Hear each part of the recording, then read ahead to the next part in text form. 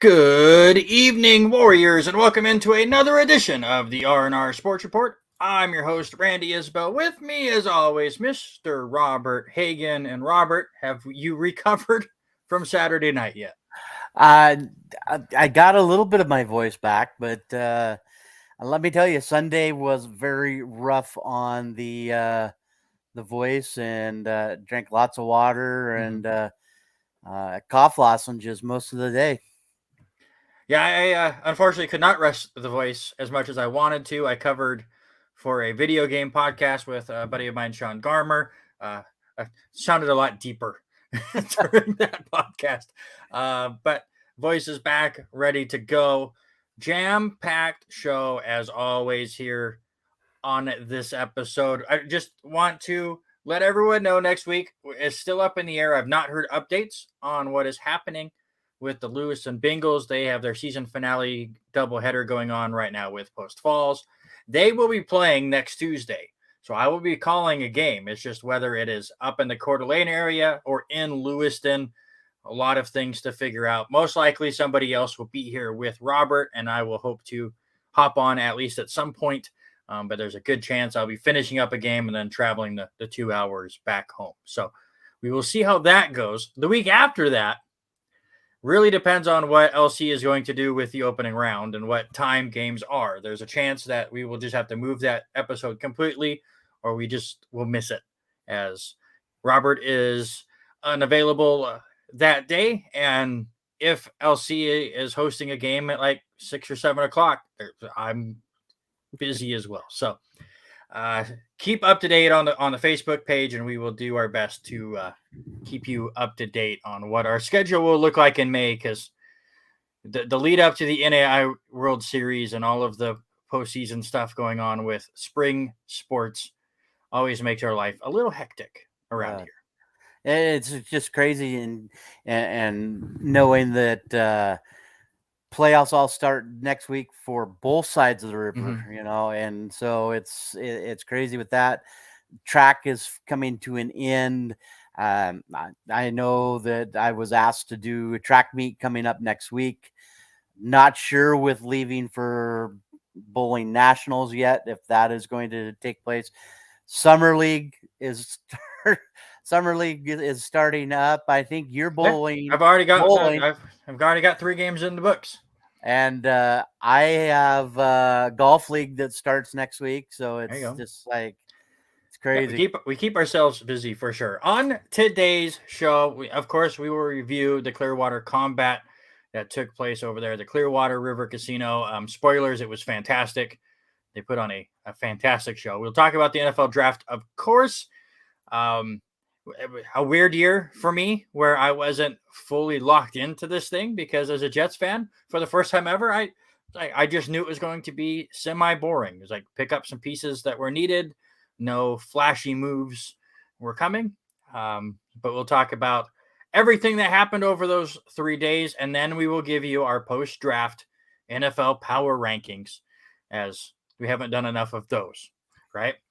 We'll also talk about, there's some dude that signed with a team that one of us roots for. Finally it happened. Lamar signs with Baltimore, so Hagan can take a deep breath. But there's somebody else that might resign with Baltimore, ? We'll talk about it. Of course, we'll talk all LC and local high school sports. Our sports-related draft, that will be at the top of the next hour. I'll tell you right now, since I've claimed that I'm going on a crazy winning streak, my winning streak right now is only at 1. I'm looking for 2. So what do you do when you're looking for the draft or for this winning streak? The sports-related draft are the best number 2s in sports. So a lot of different ways you could go with that, and a lot of different ways that we went with it. It'll be a lot of fun. Again, that'll be at the top of the 7 o'clock Pacific time hour. Of course, Major League Baseball, Aussie rules football, golf, bowling, all the other stuff. But first, I haven't got a chance to play this all year. Got it off to the side, but I got to play it right now. We dad are done to win.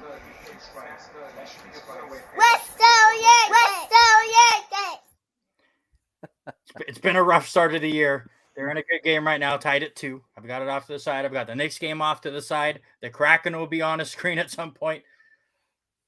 Who would have known that I would be getting into playoff NBA and NHL action?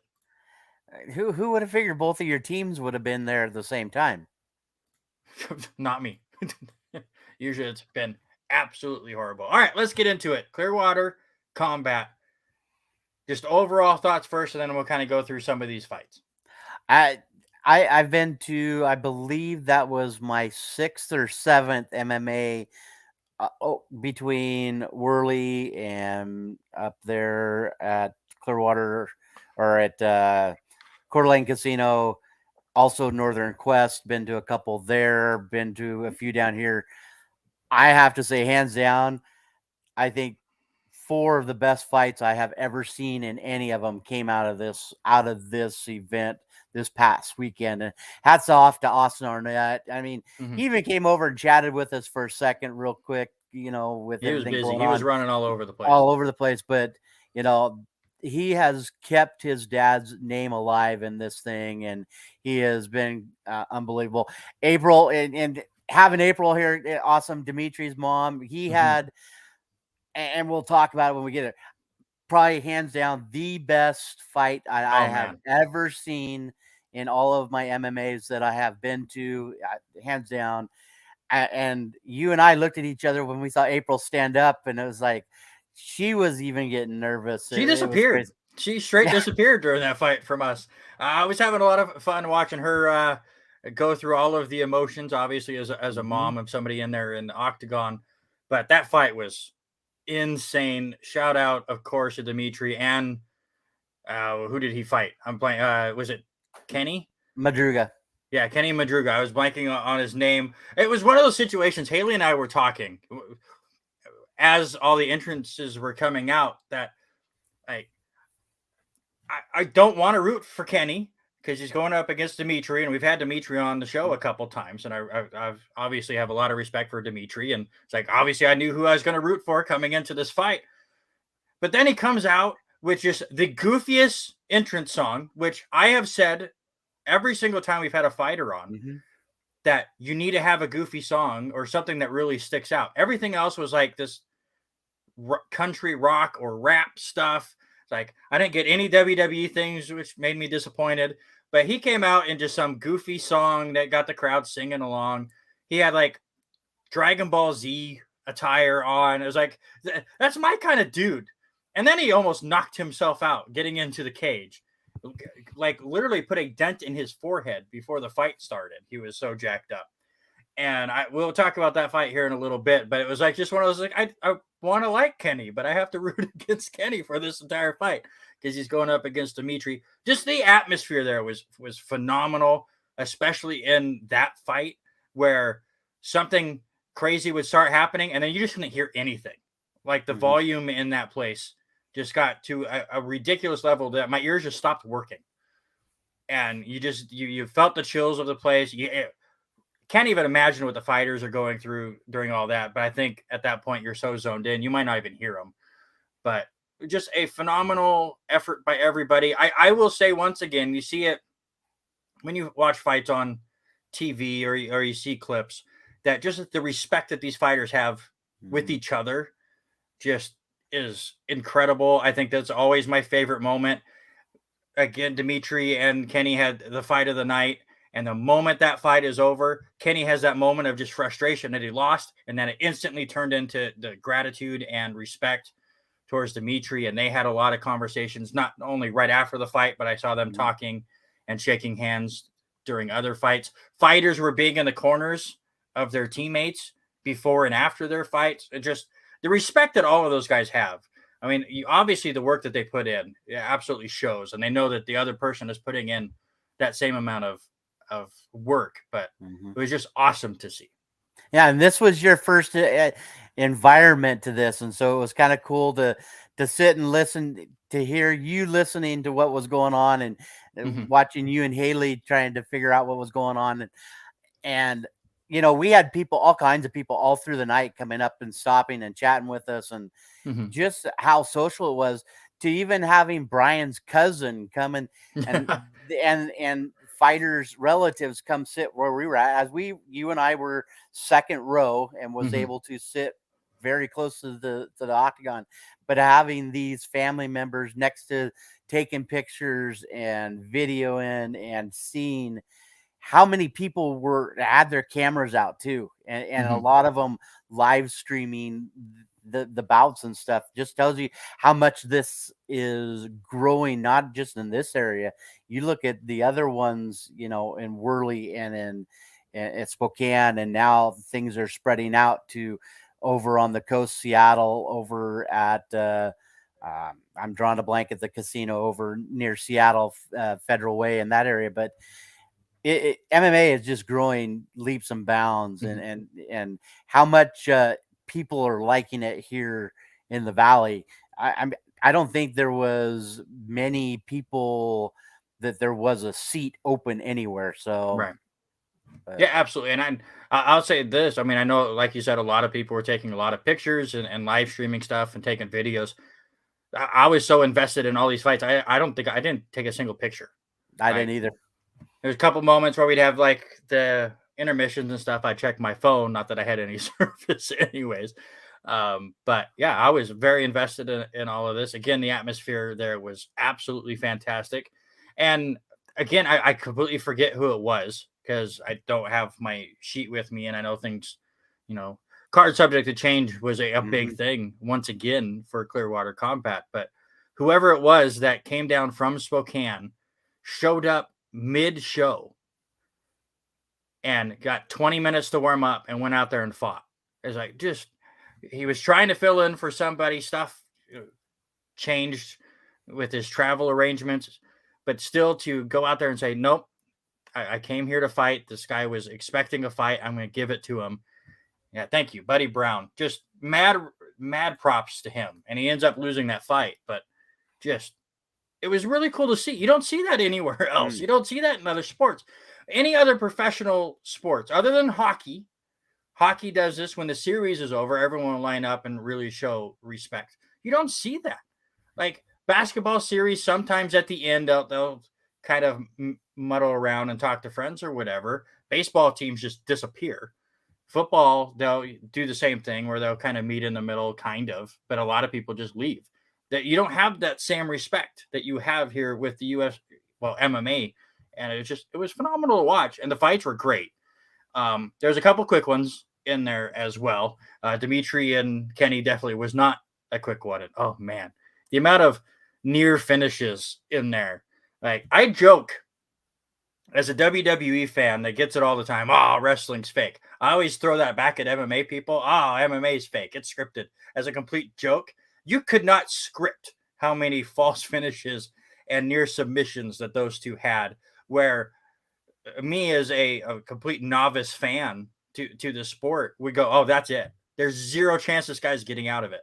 And a couple seconds later, they were able to squirm out, and all of a sudden they had the advantage. It's just a great show.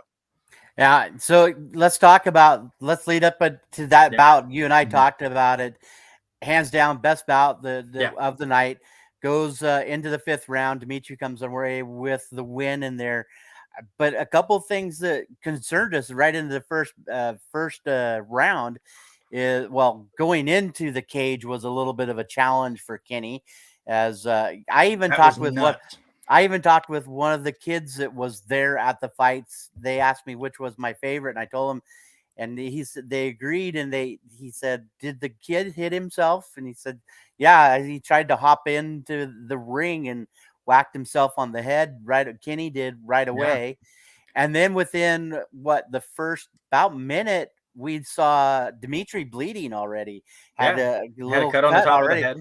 Already on the top of his head. So, the concerns with that, and it started in the first round. And what these guys back and forth, in one moment you thought Kenny was had it, and then the next minute Dimitri is changing things up. And I think that's the most I've seen Dimitri on his back, wrestling out. And I think he was pushed. You got to see a guy that was ready. And I think these two were ready. And we saw the pre-fight pictures from weigh-in. It looked like, and you and I talked pre-show that we thought, everybody is just kind of looking like, it's going to be a fun time. These two looked like they were ready to go. It was great. So, and absolutely. I mean, the amount of like hard hits that were also in this fight where you just thought, it's going to drop them. And they just shook it off and continued on. Just fantastic fight. If you were like me and were not really big into MMA, that fight alone, if you can find a good version of it, I know there's a lot of fan videos that make it kind of tough to see. And by the way, if you're there and you're filming, can we not like quick change from the actual fight to the screen? I've been trying to watch some of these videos that are out there, and every single one of them are switching back and forth. It's like, just calm it down just a little bit. I know you're excited. But I know that there was official videos and stuff too, but it was a fantastic fight. And the last thing with that, and you and I talked about it, going into just before Dimitri come away with the win, and we even talked to April because we went to intermission. Wasn't it the little brief intermission after Dimitri had some fight, and we had made the comment, both you and I would love to have seen what the judges' score was going in to the 5th round. I think it was slightly ahead to Dimitri, but I mean, it was very slight. Really close.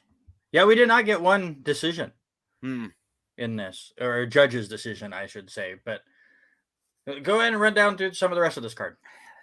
So I think another one that really, for me, Phil Shriver, Damian Wood, that was a heck of a fight. Phil Shriver comes away with the loss on that one, but he put every ounce of energy into that one. He was one of the pro fights. That was Haley's favorite fighter, was Phil, because he came to the ring smiling. Yeah, that's a happy fighter. you and I talked about it. We were on the wrong side. We were on the blue side, as all of our team execution was on coming in on the red side. So we had to look across, but you watching these guys come in and out. The other one that kind of caught my eye a little bit was Johnny Burlingame. Johnny was there, and he kept roaming through the crowd during the other matches, going through. He was trying to get warmed up or whatever he was doing. He was the one that upset our buddy Jared Fisher time before. He ends up losing to Dave Pearson. Dave Pearson come out for his first bout and did unbelievable what he came away with. Drake Randall, I've seen and talked about him. A few people have asked me about how his fight went. His moment that I kind of laughed at is, you and I watched it. I watch videos, and you see him all of a sudden. It's like that match pause for a second, and Drake's just holding for a minute. It's just holding the guy up and on his side, and you're waiting for him. But as soon as the guy made his move, and I want to say it was Hyder, as soon as he moved his head just a little bit, Drake took him right down to the mat, and that match was over as soon as it was. I was trying to figure out that whole time. Was like, is Drake just bored while he's in there? Was he like? Did he actually get him around the neck pretty good? So now he was getting tired and was just trying to catch his breath before he made his move. It's like I wanted to know what Drake was thinking, because he just sat there completely stone-faced, staring at Austin basically that whole time, never moving, just complete statue for at least 30 seconds, it felt like. And then, like you said, the moment that Hyder made a move, Drake countered, and that was it. But it was just such a weird moment to just see him just stone-faced, nothing, like just a blank expression. Like he was just waiting for somebody to say go. Yeah. It was unbelievable watching that. And then in Melvin Joy, he come away with big win, another local guy. And April can correct me with this if I'm not mistaken. Out of all of team execution, only one had a loss. The rest of team execution out of Martial Arts America came away with wins in this one. Let's talk about the main event. Brian, our buddy Brian McElroy, and Faison Rollins. You know, it was unbelievable watching these two go at it. But I had a chance today to chat with our athletic director up at the middle school, Marty, and he asked me. He says, "Was it like a switch watching Brian go from happy-go-lucky to it's fight time?" And it was like, when I see that, and we were talking about it, the only thing that could come to my head was Sylvester Stallone and Over the Top. Oh, you turn the hat, and then all of a sudden everything else doesn't matter. And I mean, he was so focused on the match. That one even started out a little crazy too, with some quick hits, but Brian taking care of business with his third professional fight. Yeah, Faison was one of the fighters that absolutely hated one of those refs. I don't know what was going on, but he completely lost his mind. I don't know if he was saying he did not tap, or he thought it was called quick, or whatever the case was. But he had some choice words after that fight. I'm not sure exactly what was going on. I'm not schooled enough in the sport to really know exactly what happened, and it was kind of at a weird angle for us to really see what was going on. But I thought that was fight, for how little it lasted, was really, really good. And I'm the same way for talking to Brian, outside of this event and seeing how happy-go-lucky he is. I've had lunch with him. He's just a really, really nice guy. And for him, obviously, I did not see the switch flip because it happened obviously before he came out. But you saw a different person the moment he came around that curtain and got ready to go. And he stayed that fired up until probably a minute or two after that fight. We had a quick moment with him a few minutes after he was right back to being normal Brian. I was trying to catch his breath and stuff, but just, yeah, he straight dominated. He continues to be a fantastic pro fighter. And yeah, what Austin Arnett has been able to do with that group and what that group has just done together is just phenomenal. And once again, I am dead scared for when we finally go and get this training session out of the way, which we really, really, really need to do because I have a pro bowling event in a couple months and I would like to heal from whatever injuries they give me. And with that being said, I had a chance to talk with Jared Fisher. Jared is going to be hitting back in the mats and getting back going after his injury. He says he's raring to go, so it's just going to be a matter of time. I want one more thing, and then we'll get moving on. But you made a comment, and then I thought, you have got into MMA a little bit more now. We've met these guys. You talked about it.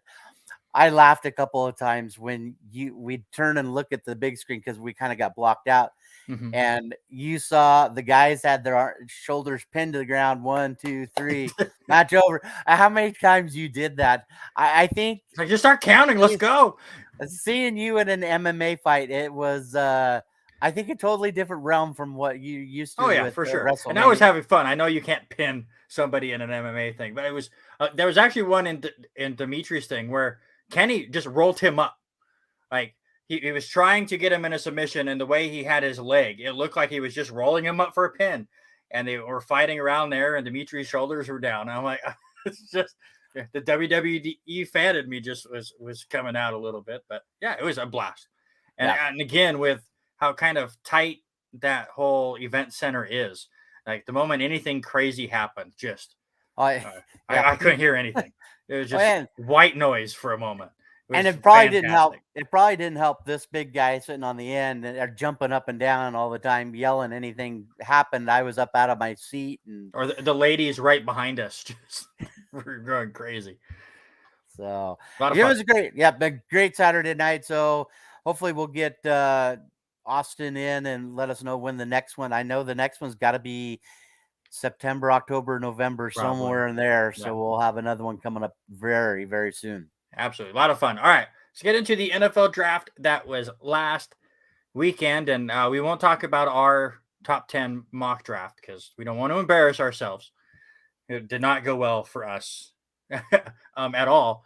But it did start out as expected. Bryce Young was the first overall pick to Carolina. Houston did go with CJ Stroud, which you correctly picked. I thought they might go in a different direction, but that's because they went in a different direction the moment after. They trade up. They were 12th, right? They moved up from the 12th pick up to the 3 pick. So they picked second and third and then took what was considered the best defensive player on the board. So they get their quarterback. They get a great defensive player.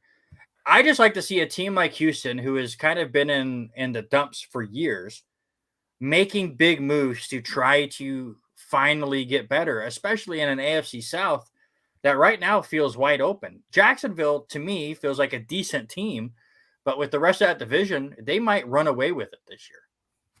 Yeah, it looks like they're trying to get into the win now. It's time to. We've made a couple of moves. What are we going to do to almost get the bad vibe away from them? And I think they did that. They gave up a little bit. Will Anderson's going to be a great pick. Jacksonville, they are getting, and probably I agree with that. It's probably going to be the top of the division again. I'm just excited to see how Jacksonville adjusts and how they end up coming away with. I don't think they were as dominant in their draft this year. I think they're going to have the winning team, but that's the beauty about watching this draft and going back and reading why some of these teams took who they did. Mm-hmm. It's just going to, for me, this summer is going to be all about reading up on each of these teams and how they're planning to see it. It's just it questioning why some of the picks went off the way they did. Yeah, and we'll see in the next few years whether these picks paid off or not. I mean, I think I've said it before that while we get hyped for the draft and see what our team goes out and gets, a lot of the times we have no idea if they're going to turn out fantastically or not. Our buddy Larry on his Facebook page was laughing during, I want to say it was the second round, that they would show on these broadcasts a player gets picked, and then they would show that fan base that was there, and you'd see them wait, and then the name would get called, and then they'd look at each other, and then kind of nod, and then cheer. Like, are we happy with this? Does anybody know who this is? No. Well, we're just going to cheer anyways. And then they go nuts. And then I commented on that. I was like, and then they go on social media and either yell bust or steal on every pick. Like we have any idea. Yeah. Right. We're all going to be excited with our draft or unexcited if the team went in a direction that we weren't expecting. But we're not going to know how well these drafts went for years from now. And we're all going to get overhyped. And that's why the NFL is so beautiful. Just smart with what they do in their off season. They spread it out just enough where it continues to be top of mind. Like we just went through free agency. It went into a little lull, but this year they had all the Aaron Rodgers news that kind of was able to hold its place with the Lamar Jackson stuff. All right, now we hit the draft. Everyone got hyped for that for a week. Now we'll get hyped about all the players that got drafted. Oh, the draft starts to die down. Okay, here's our schedule. And then we'll all freak out about the schedule for a week or two. And then, okay, off-season workouts start. And then all of a sudden you're at the season. Yeah. Like, it's just crazy. I mean, there's 8 months. There's 7 or 8 months in between the end of the season and the start of the season. And it just goes by like that. It's crazy. Yeah. It's 100% that. And you talking about their fans and everything. I think the one fan base that was crazy to watch, and it was every time you saw the same guy. How about the Philadelphia Eagles fan that had the shoulder pads and the painted silver face? Anytime a pick came across, he was always excited. There was no pause with him. It's like he knew every person they were drafting. Or he was just ready. He was just excited to hear a name. And the Eagles, I thought, did really well. You know, Jalen Carter, we thought might be a top 5 pick. He goes 9th. Another pick that a lot of the experts were saying would go maybe top 10, possibly top 15. They got late in that first round. Obviously, again, we'll see how that all works, but they were already pretty much a set team, and they were going to be a contender going in. All they did was help themselves. So now we'll go to your side. What did you think of your team?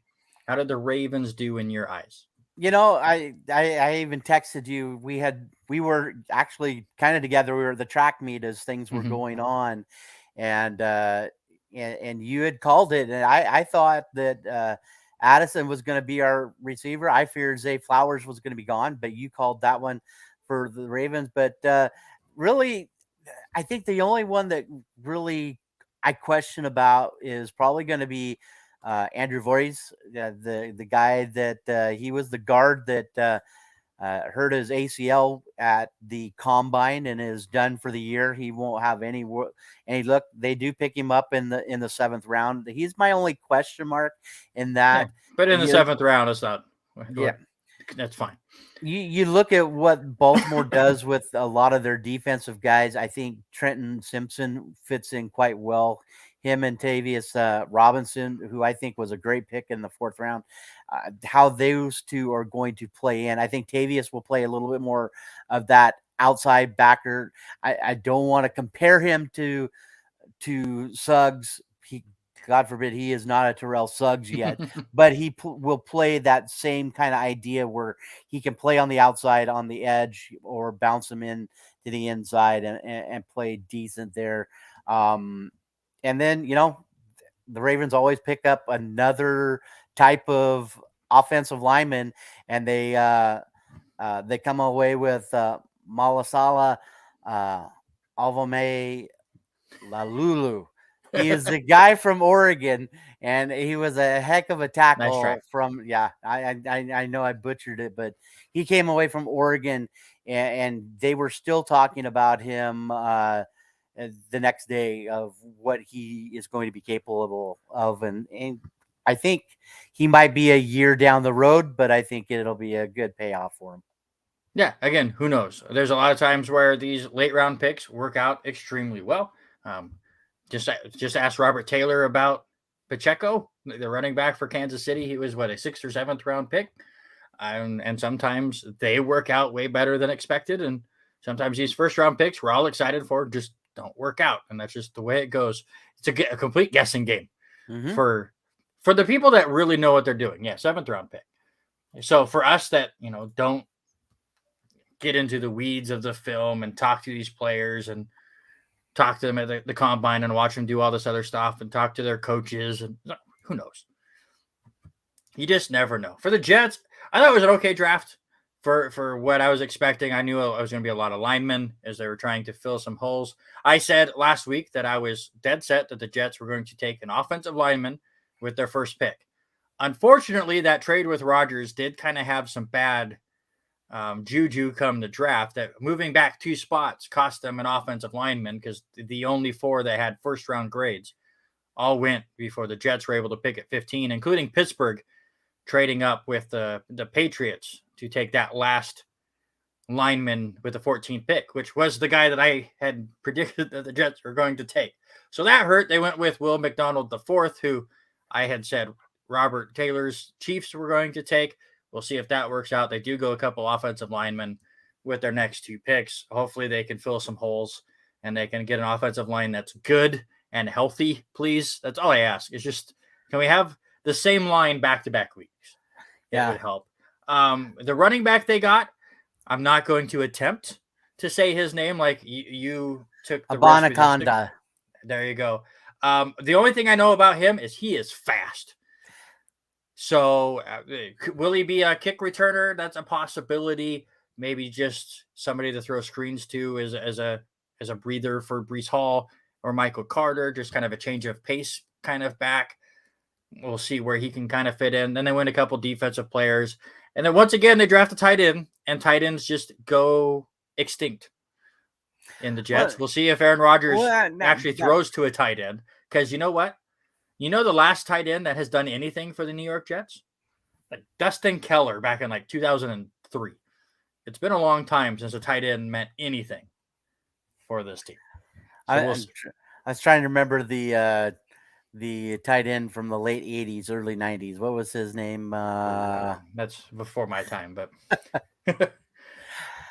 now I'm going to throw a couple of things. And in that first round, I want to ask you, was there anybody in that first round that really shocked you? I mean, I have my one I was a little crazy about. We knew that Bijan Robinson was going to probably be a first round pick, but I was very shocked that Detroit ends up picking up Gibbs and he is the second one off the board. Shocked with what Detroit did there? I'm not going to question any of these GMs. Obviously, they really liked him and did not expect him to still be on the board the next time they picked, so they just went with it. I thought some of the other picks, filled a lot of the holes that they needed. It allowed them to make a trade later on in the draft and empty some space. So to me, it makes sense. I was surprised Christian Gonzalez dropped as much as he did. And also, I really thought that Will Levis was going to go to Indianapolis. That was where both of us put him in our mock drafts. And the moment they didn't, you just could see the free fall coming. And nobody wanted to trade up and save him from moving on to day 2. It kind of hindered his experience that the Chiefs were the host team and they had this big Super Bowl Lombardi trophy presentation set for their 31st pick. So they weren't going to move out so they could show that off. Or I think they would have moved out. You saw a lot of trades happen with those first couple of picks in day 2. And that's where Will Levis went in. One pick that surprised me, and I'm going to blank on the name now, but it was a son that got drafted in the second round for the Pittsburgh Steelers. I'm blanking on the name completely. He went with the first pick in the second round. I'll look it up here in a second. But that one was really cool. And then I want to say it was a Dallas Cowboys. Joey Porter Jr. There you go. Thank you. Mm-hmm. Obviously his dad played for Pittsburgh, so now he gets to play for his dad's old team. And then the Dallas Cowboys have a coordinator or an assistant. A scout. There you go. Scout who got to call his son and say that the Cowboys were drafting him. So that was some pretty cool little moments that go on in this draft. And again, those are the things that I like. I'm curious who's going to go where, of course. But it's those kind of moments that really make the draft a lot of fun. All right, last one. Also, real quick, because Rich Eisen brought it up. Did you see what happened to the Atlanta Falcons fan? So, in that last day, they bring up fans that win experiences or whatever to go up and they can give picks. He says the pick, and then obviously somebody was trolling him from the crowd, and he's like, "Oh yeah, 28-3. We've never heard that one before." I thought that was pretty good. Anyways, go ahead. I thought I thought yours was pretty good, having the young man for the Make-A-Wish Foundation do your first pick, and I still need to watch that. Obviously, he was screaming JET, doing it out. It was a cool moment there. I still need to watch that. I see like the clip pops up sometimes on my Facebook, and I just haven't watched it. Obviously, like you said, we were at a track meet during that first round, so I wasn't able to hear it. But all right, here we go. Last question for your NFL. Does Mr. Irrelevant this year, Deshaun Johnson, defensive end from Toledo, make an impact with the Rams like Brock Purdy did? No, of course not. That was such a wild thing last year. Could he make the team? Sure. But he's not going to take over a team like Brock Purdy did. And nor should he have that weight on his shoulders. Let's just be real. Do they rename the Mr. Irrelevant the Brock Purdy? The Brock Purdy Award? Oh, maybe. If he continues to play well, then possible. All right, let's get into it. Our post-draft NFL power rankings. We'll give you our top fives. Hagen, you go first. I think they're pretty close, equally matched. The only reason I'm putting this one back up top, I'm gonna put Philly is they had an unbelievable draft. I think they're setting themselves for the future. So I put them one. Kansas City, I'm gonna put them number 2, defending champs, and I think that's just the smart one. And yes, sir, I am going to put the Cincinnati Bengals ahead of my Baltimore Ravens. I think they're growing leaps and bounds, and what they're doing. I'm going to keep San Francisco 4. Their defense is just stellar in what they're doing. I think they're going to be a tough team out there in the West. And then I'm going to go homer pick with Baltimore. You just can't help yourself. You can't help yourself. I can't do it. I'm gonna put them number 5. I think they took a lot of pressure off of finally getting Lamar taken care of. Yeah, but he didn't even play every game last year. Who says he's going to play every game this year? Yeah, because he didn't have a contract. We talked about and he also got hurt. Anyways, I can't believe you went homer with your 5th pick. Just disgraceful. Really? My power rankings. I'm surprised Robert Taylor's not chewing your head off. Maybe it's because I was not the one that did it, but I'm putting Kansas City first. They won the Super Bowl. Like, there was not that much difference that has been made in the offseason and or this draft. I do think the Eagles had a good draft, and we'll see what those players can do. But there was nothing that has happened that makes me go, all right, Kansas City is going to drop from my top spot. I bet against them last year, and it bit me right in the butt. I'm not doing it. Will I predict them to win the Super Bowl? Of course not, because I refuse to pick back-to-back Super Bowl champions. But that will be the only reason why. I do have the Eagles too. I think they are by far and away the class of the NFC right now, which continues to just get weaker and weaker. Cincinnati might be the biggest threat to the Chiefs. They've had some fantastic games back and forth over the last couple of years. 49ers, it kind of depends on their quarterback situation once the season starts. But for right now, I will say Purdy will be ready to go come week 1, and they will continue to be strong, and the team around him is very good. And then, of course, the team that had the offensive and defensive rookies of the year last year. Wait. They made no. a big quarterback change. We talked about it last week. The big move from the New York Jets. They're 5th. Only because I really think Buffalo is going to take a step back, or I would have put Buffalo 5. I do think Buffalo right now on paper could be the better team, but I think they're going to take a step back. And I will not put Dallas in a preseason top 5. Talk about me doing homer pick. Come on now. The Jets are better than the Ravens. No. Period. They're older. Stop it. The Jets go from 8 to 9 wins. Stop it. I talked about this last week.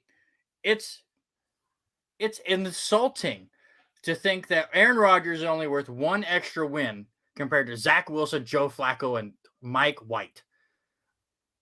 Do I have to go back and bring those stats back up? 3 QBRs in the bottom 10 in the entire league. Just a mess.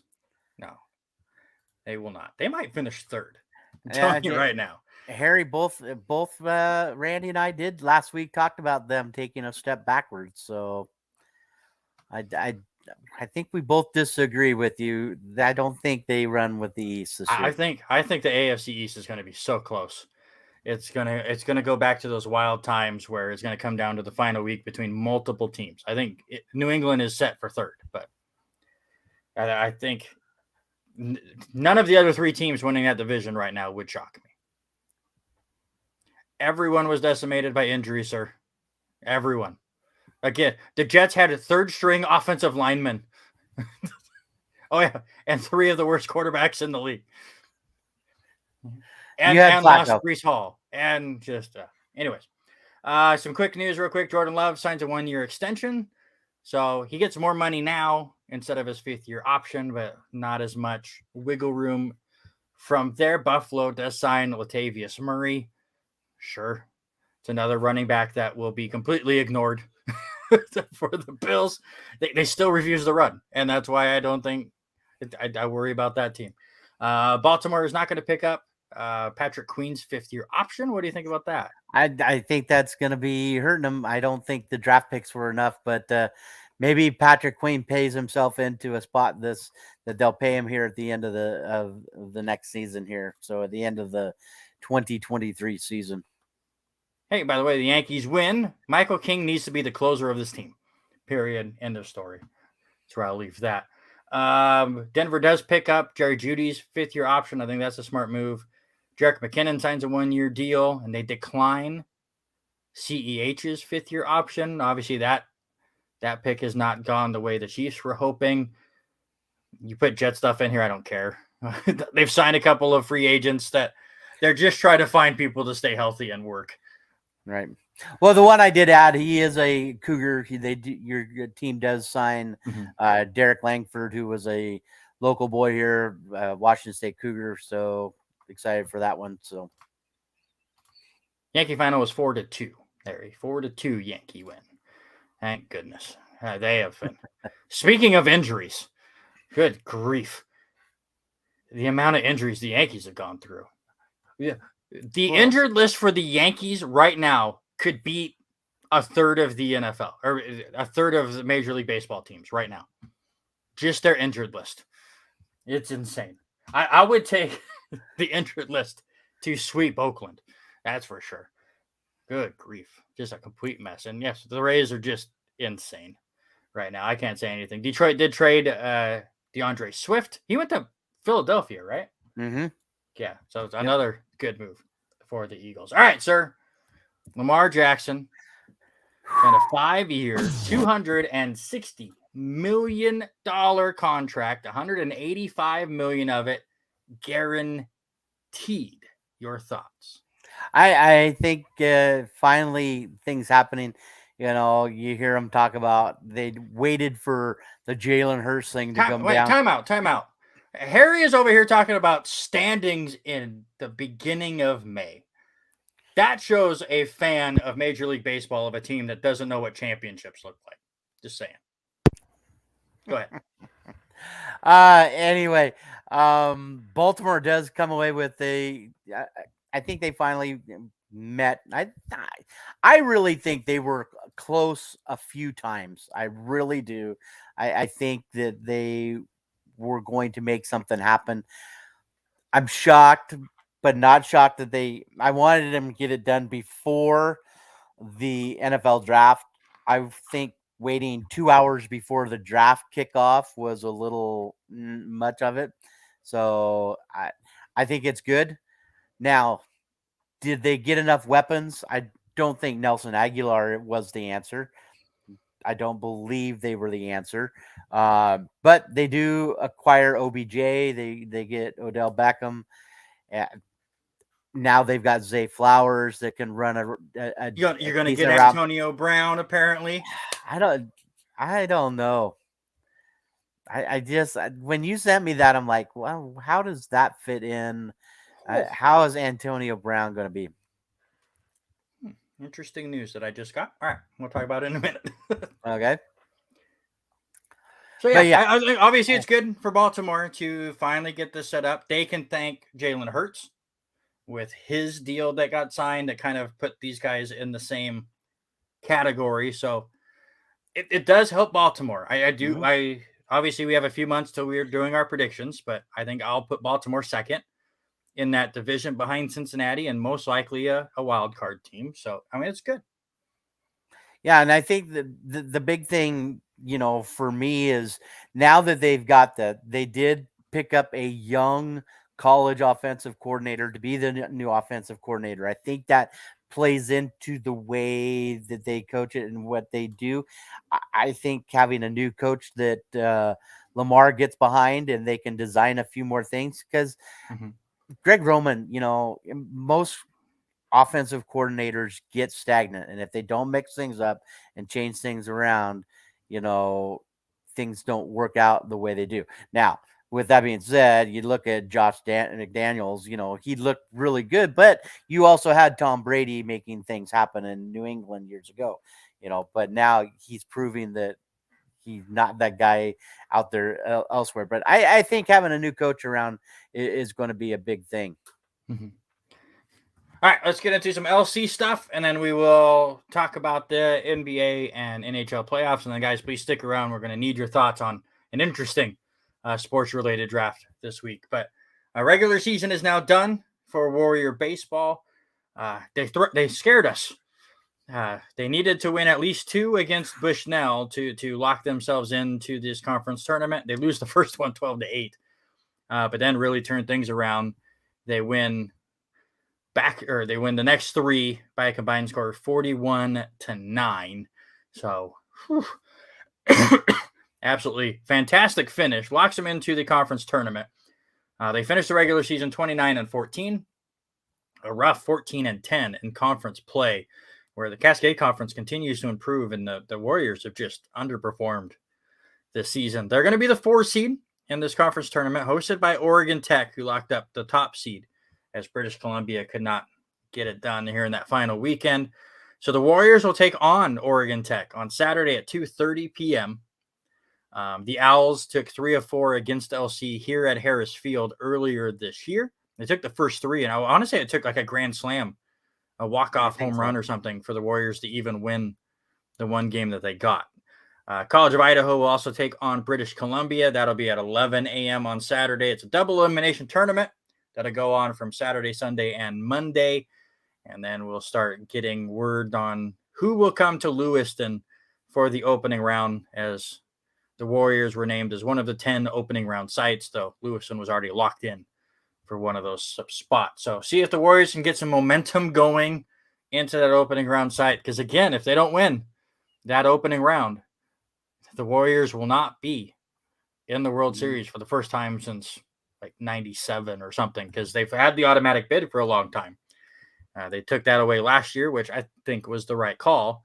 Warriors got in last year. We'll see how they do this year. I'm nervous. I have to admit, I'm really nervous. The other sports going on, Cascade Conference Tournament happened in golf. Men finished in third. It was a fantastic battle. They only finished 5 strokes behind British Columbia. Jorgen Viken was in the lead after the second day, kind of fell off there at the end, finishing the tie for second at 2 over, and Bryden Brown finished 6th there. The women finished exactly where we expected. They finished second, but here's the crazy thing. LC finished 65 strokes behind British Columbia, who won that tournament. They are second in the country. But the Warriors finished 42 strokes ahead of Oregon Tech. So the difference between first and third was over 100 strokes. That's between 4 golfers. Also, not to sound like an ass, but there was one golfer that played in this tournament that I would have beat. She did not have a fantastic final round, and it was a rough day for her. I'll just say that. Dina Caruso finished 5th in that tournament at plus 18. Alexandra Schmidt finished in 6th. Kylie Hughes finished in 8th. Tennis, it was the women's turn to play their conference tournament, their first year as part of the Red River Conference. They were able to beat LSU Shreveport, but then did lose to Xavier, who was number 4 in the country. They lose that one 4-0. Men took on a community college in a non-team scoring event. They won every single match there. And then both teams will take on Treasure Valley Community College on Friday in another non-team scoring event before Nationals. Yeah, 1998, the last time LC was not in the World Series. They did qualify for at least one before it came back to Lewiston because they lost it there in the 90s. But it'll be interesting. By the way, if you're still listening and you're from the Valley, if the Warriors don't make it, please still show up. We want to show that the Valley is the place to be for the NAIA World Series, not just because we're here to represent our team.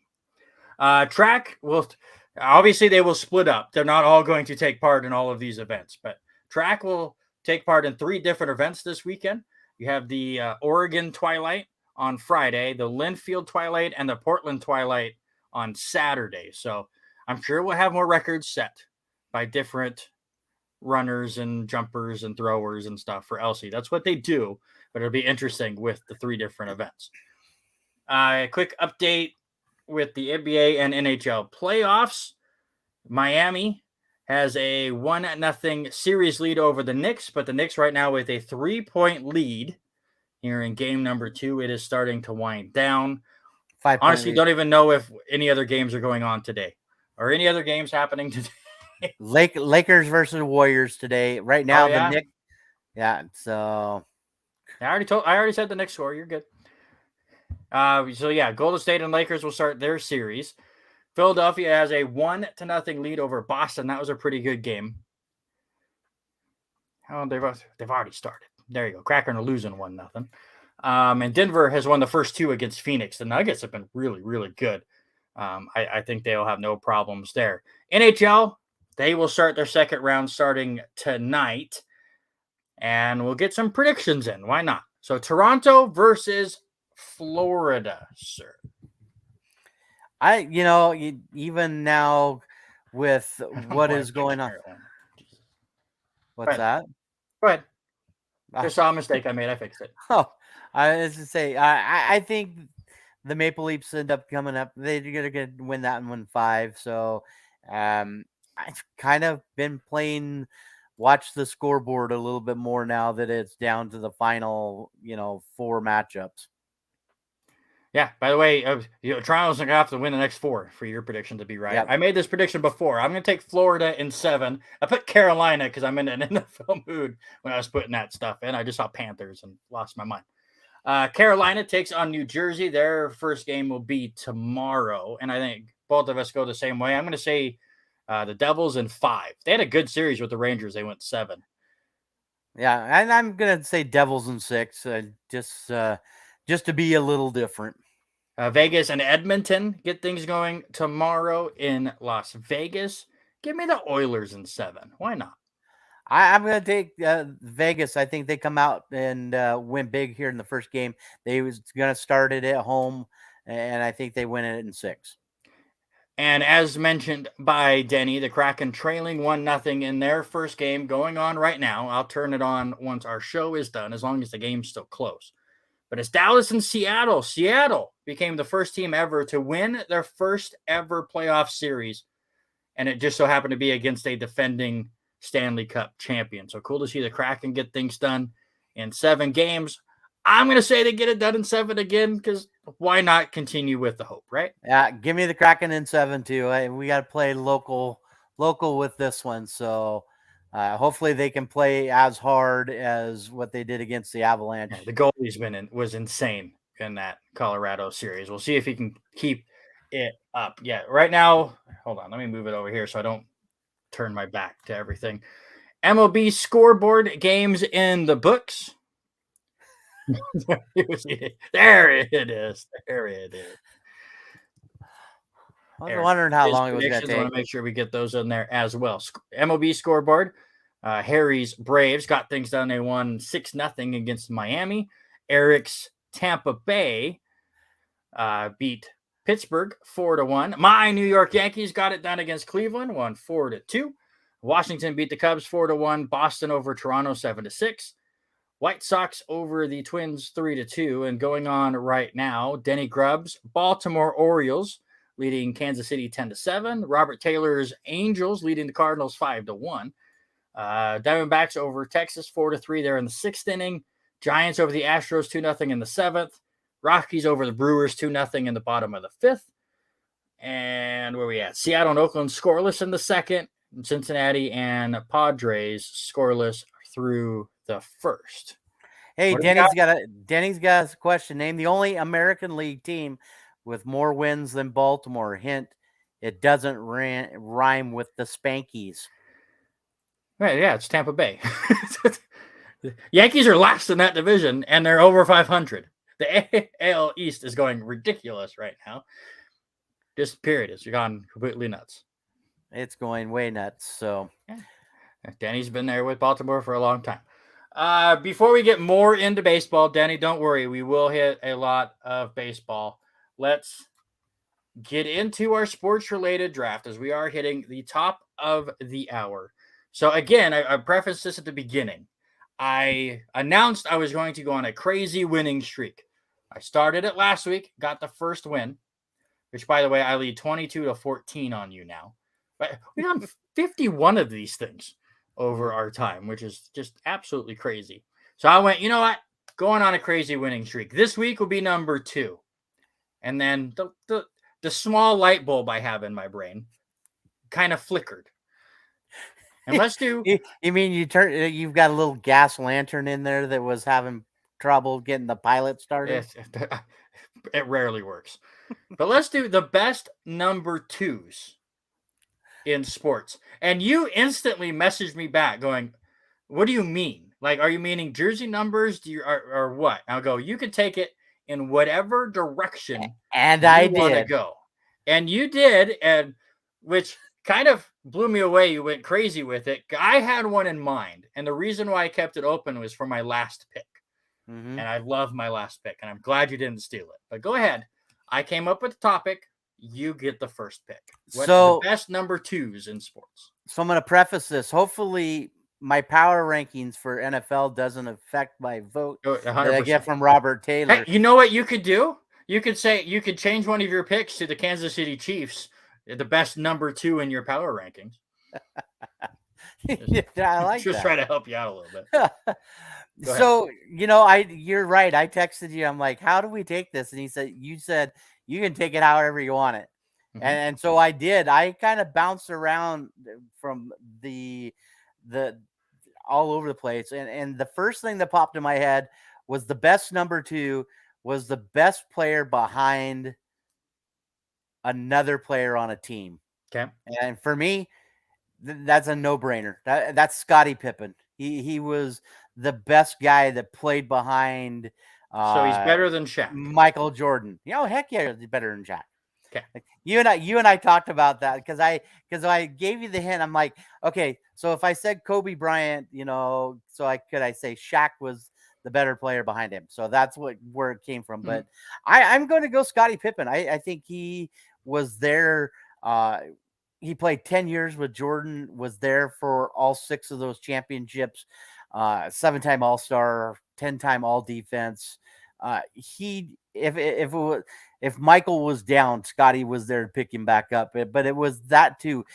Scottie was kind of the Robin as Michael was Batman. So, and I think that was where my mind went for the very first thing. I think Scottie Pippen, hands down, the number 2 behind that team. Yeah, he was the best Robin, I think, in at least my lifetime as far as the NBA goes, because he was never going to be the leading man. We saw that when Michael Jordan went and played baseball, that the Bulls were decent, but they weren't the same dominant team. So he was never able to lead a team to the championship, but he was a great wingman for sure. So that just allowed me to go with the obvious one as far as the boring jersey numbers go. It's Derek Jeter. Plain and simple. Even take the homerism out. He's a fantastic number 2, 14-time All-Star, 5-time World Series champion. Had a career batting average over 300 at 310, over 3,400 hits, and was almost the second player ever to have a perfect Hall of Fame nomination. Mariano Rivera obviously is the only one to ever do that. Jeter missed it by 1 vote because some moron wanted to make sure he did not get in 100% and just send in a blank ballot. I'm still bitter about that. Just the pettiness of some of these writers just makes me laugh. But you allowed me to go homerism with my first pick, and I appreciate it. So Derek Jeter is my first pick. This one, Denny, I was 100%. Jimmy Fox wore number 2. Was a name that popped up for me. But you said, go your own way with this. I didn't want to do a number 2. I thought about football players that wore number 2, kind of like Doug Flutie. I'm like, nah, I don't want to go that way. How about the best duo? Duo 2. Best 2 to ever play football. Tom Brady and Rob Gronkowski. That's stretching it a little bit. 1-2. Hey, 1-2. They were going that way. And I even laughed when you said, you texted me and you said, okay. So no, I went, okay, because I'm shocked you didn't go Joe Montana and Jerry Rice. Now, and that was that's the best one, too. I would say yes and no on that. Joe Montana, yes, Jerry, but you look at it, Jerry Rice, best receiver all time. Tom Brady, as much as I do like Joe Montana over Tom Brady, record-wise and all that, I have to go Tom Brady with that, with as many Super Bowls that's fine if you think Brady is better than Montana, but Rice is better than Gronk. That's the thing. I mean, it's do you take the better receiver or do you take the better quarterback? And so that's why I went that way. I think you don't stretch the rules that much. All right. Denny goes with the fun one, too. Mike Tyson's left hand. I like that one, too. The old 1-2. It makes sense. I like it. Denny is on the right track. All right. So that is your second pick. Yep. Again, I left my goofy one for my last pick. I went with a NASCAR driver who drove with the number 2. Was definitely not going to go Brad Keselowski. That's for sure. How about old Rusty Wallace? The Miller Lite Deuce, short track legend. And you know me, as far I'm a NASCAR fan, but I really love the short tracks. Bristol and Martinsville are my 2 favorite tracks. And Wallace was absolutely phenomenal at those tracks. Won 9 times at Bristol, 7 times at Martinsville, and 6 times at Richmond. Another short track, had 55 total wins, nearly 350 top 10s, 36 poles, won the NASCAR championship in 1989, finished in the top 5 7 times. And again, NASCAR was at its peak when Rusty Wallace was driving, because that's when you had Dale Earnhardt, you had Terry and Bobby Labonte, you had Jeff Gordon, a lot of fantastic drivers. So for him to finish in the top 5 7 times, Dale Jarrett was another one I should throw out there. Great efforts for Rusty Wallace.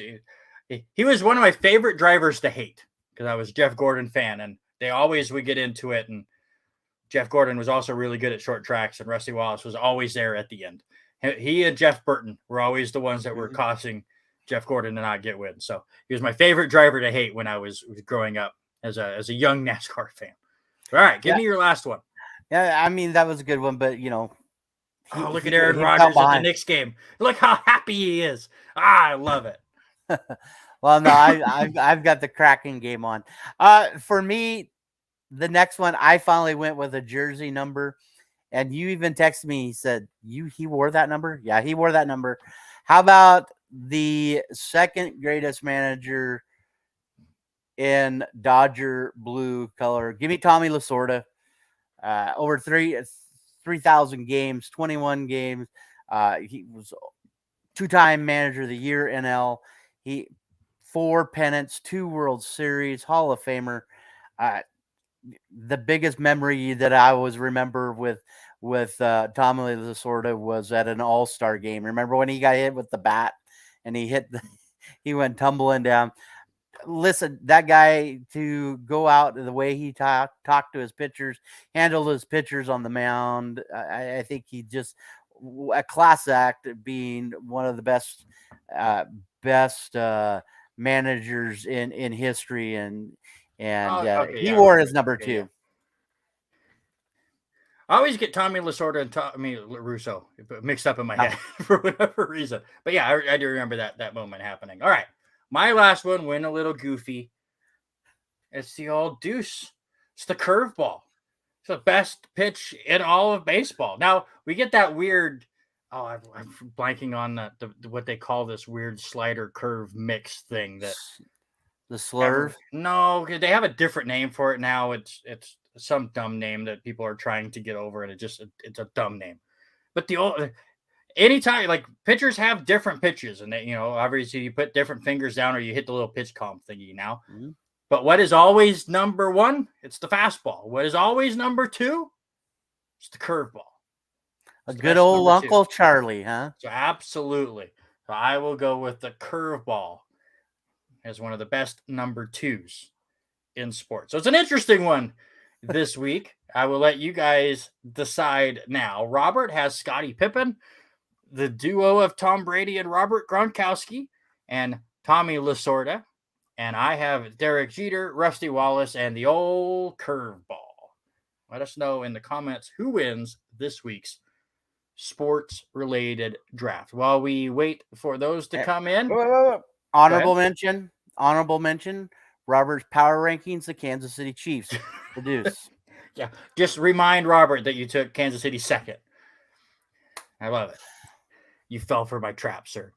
Aaron. Oh yeah, Kraken. Kraken. Oh, wait. I gotta find it. Release the Kraken! There you go. 8:35 left to go in the first. It's a tie game. Oh, Denny Grubb. It's just bitter. He's a bitter Orioles fan, and it's just so disappointing. Oh, this is just brutal. Honor the knuckleball. Nobody throws the knuckleball anymore. Does one pitcher throw the knuckleball? Now, I guarantee you, I think Nicky's probably... And yeah, Eric did that. That's a good point by Eric. Neither of us went with division runners up. That's one way that we could have went for sure. That was not one that crossed my mind, and that is a good critique by Eric. By the way, Knicks even things up. Yeah, and so let us know in the bottom, who else wins. I'm up 2-0. You are right up now. 2-0. So, and I believe Very Nikki will disappointing. probably vote. Nicole will vote for me too. So you got 3-0 right It's now. not looking good. It's not looking. You don't get to count it yet. Just calm down over there. Slam dunk. Ay. I threw up the tray and it went down. The same.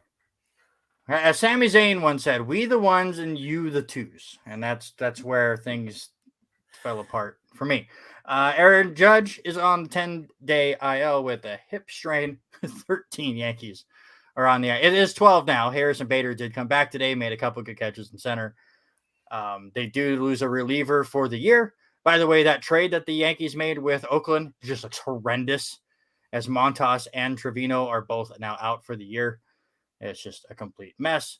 But I haven't seen what he's done today, but Bryce Harper returned just 160 days removed from Tommy John surgery. Your thoughts on his return? That game just now starting out, and he is in the hole, so he's behind Turner. He is batting third tonight, so gonna be the DH. So it'll be interesting. That's just sickening. Just sickening. Sick. I don't like it. I don't like that. I don't like to have to ban people. Because we need all the fans we can get, but man, it's tempting. No, they're totally fine. But no, very, very cool that Bryce Harper is. They were talking about after the All-Star break, and here we are, May 2nd. That here he is right back, fastest to ever return from Tommy John surgery. Obviously, he'll just be a designated hitter, I think, for a bit. It'll still be a while until he can take the field. But the fact that he didn't even take a rehab assignment is incredible to me. Hopefully, he gets right to business here, and then we'll see how things go. Let's have a little bit of fun, though, before we really get into our standout players and breakout performances and our power rankings and all the other fun stuff. I want to play a game. You want to play a game? Sure.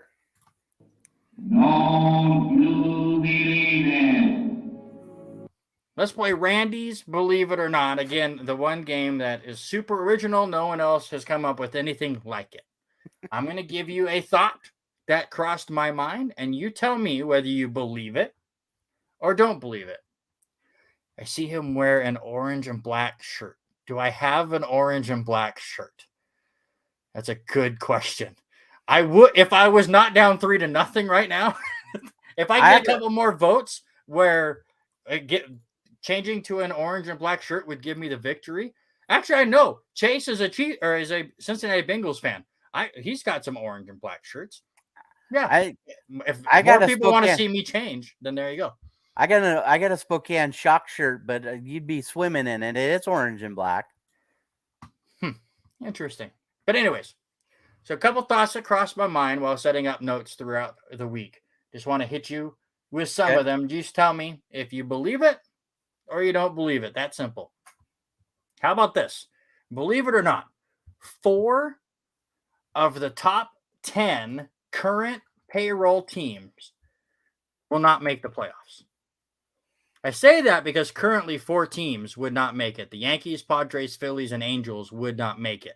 The other 6 teams that are in that top 10, Mets, Dodgers, Blue Jays, Braves, Rangers, and Astros. Some of those teams are off to hotter starts, and I think you and I both expected. Some we believe will just easily make the playoffs. I think the Braves and Blue Jays are pretty set. I think the Mets are pretty set. Dodgers, I was on the fence on at the beginning, but they're playing pretty well. So, believe it or not, 4 of the top 10 current payroll teams will not make the playoffs in Major League Baseball this year. Well, and I don't mean to say it, but looking at the way your Yankees are playing, how hot this division is, we're still early. It's still not Memorial Day. We've got a little bit before that happens. I think there's going to be some shakeup. I downplayed the Braves. I really thought they were going to take a step back this year. Right now, they're doing quite well. So, do I think 4 of the top 10? I'm gonna push, and I'm gonna say yes. I think 4. I think it's gonna be the Padres. I don't think the Phillies make it. The Rangers, I don't think will make it, and give me the Angels. I think those 4. The Angels to me always underperform. I've been down on the Phillies. I know a lot of people were super high on them. They made that crazy run in the playoffs and made it to the World Series, and everyone really bought into them. I'm with Eric. I think the Rangers in the end will not make it. I do think the Padres will. I would like to see the Yankees turn things around, but again, they're not off to the best start. Injuries have completely decimated that team, which makes it difficult for them to make a run. And you know what? The other 4 teams in this division, the only team I really don't believe in is Boston. I believe in Toronto. I think Baltimore, I felt like might be a year away, but could really take a step forward. And I've once again already apologized to Eric for failing to believe in the Tampa Bay Rays. Every time I do that, they just completely obliterate people. So if that's going to be a tough task for the Yankees to get into the playoffs, it helps that there are now 3 wild card teams, but it's going to be difficult for them. So yeah, I'm going to believe it too. I think it will be exactly 4. Yep. With that being said, we on the Bryce Harper watch, just first appearance, struck out swinging. So What a bum! What a bum! 1 on his first return swinging. 160 days from Tommy John surgery. By the way, as the Kraken score once again, they're tied 2-2. It's a very offensive game. I just have to say this. I flipped on ESPN off to the side here, but I have it just in the mini view so it can fit on half my screen. It has the score and the time up top. The score changed before it happened. Just give it a minute before you change the bug, people. I didn't look up. I was looking down on the phone and watching Bryce Harper on the MLB app, watching his swinging away. All right.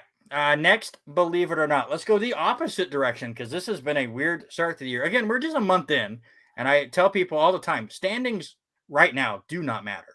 Until we hit Memorial Day, I'll look at them, but nothing really worries me until at least that point, and even then, probably not till the All-Star break, but sometimes you can just put yourself completely out of it by then. So, but how about this? Some teams starting red hot. So let's go. We went from the highest payroll. Let's go to the bottom payroll. How about 3 of the bottom 5 current payroll teams will make the playoffs? The 3 that are currently in, the Pittsburgh Pirates, who are shocking everybody. I thought they were going to be an interesting team, but the way they've started is fantastic. The Tampa Bay Rays, the Baltimore Orioles, and then the other 2, the Cincinnati Reds, and then the Oakland Athletics, who we can just say they're eliminated right now. So out of the other 4, the Reds, Pirates, Rays, and Orioles, 3 of those 4 will make the postseason. I'm going to say 2 of the 4. I don't. Who currently in will not make it?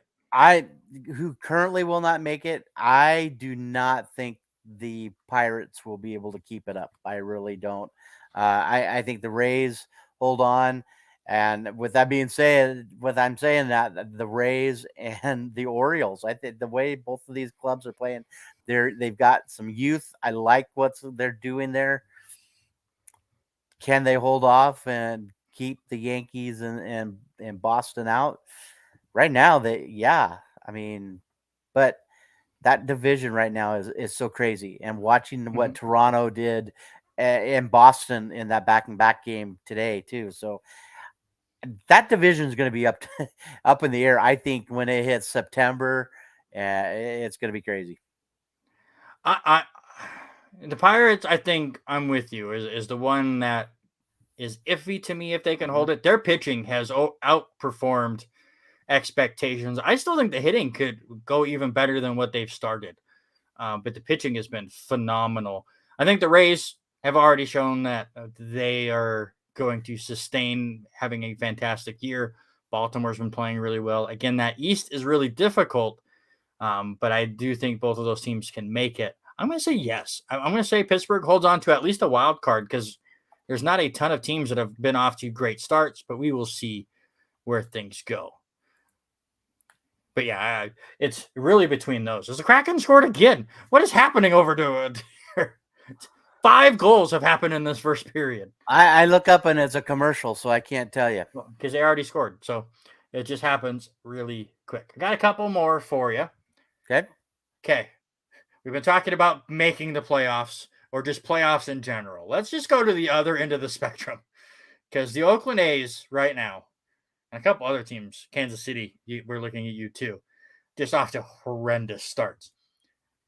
Believe it or not, a team will lose 120 or more games for only the 3rd time in Major League Baseball history. Now, the 2 teams that have done it, the 1899 Cleveland Spiders went 20-134. That is just brutal. And the 1962 Mets went 40-120. The only other team that really got close to that mark, 2003 Detroit Tigers went 43-119. Current bad records going into today: Rockies were 9-20. White Sox were 8-21, and they just snapped a 10-game losing streak on Sunday. Royals are 7-22, and the A's are 6-23. Will one of them have 120 losses this year?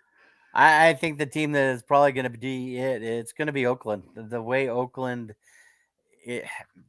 yes, they picked up a win, 2 wins against the Mariners this year, but I just don't think this team is going to do anything. 4-2 Kraken. What is off a You're missing all the face-off? fun. Yeah, off a face-off too. Love it. You love it. Wow. Crazy. I think that's the team. I don't think Kansas City's going to stay in that same funk. The Royals can get back up there.